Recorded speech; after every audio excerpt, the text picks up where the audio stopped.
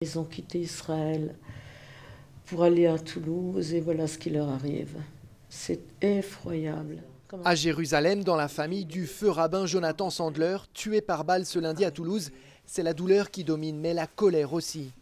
Une grande révolte, malheureusement ce qui est arrivé après la Shoah. Et nous revoilà encore une fois face à des crimes horribles.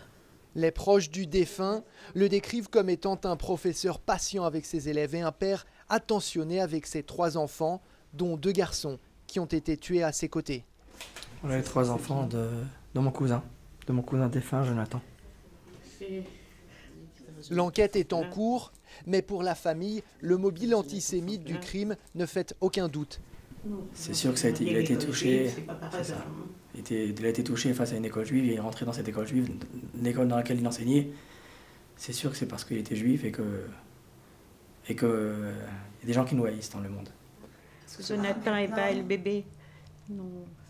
Selon ses proches, Jonathan Sandler était reparti en France pour y enseigner dans l'école juive où il avait étudié étant plus jeune. Il me parlait de l'orgueil qu'il avait de venir en France dans des communautés qui étaient quasiment vides de religion et de ce plaisir, cet amour qu'il avait de pouvoir donner ce savoir qu'il avait acquis. Le feu rabbin et sa famille ne devaient rester que 2 ans en France avant de rentrer en Israël, où il sera désormais enterré avec les autres victimes de la tuerie de ce lundi.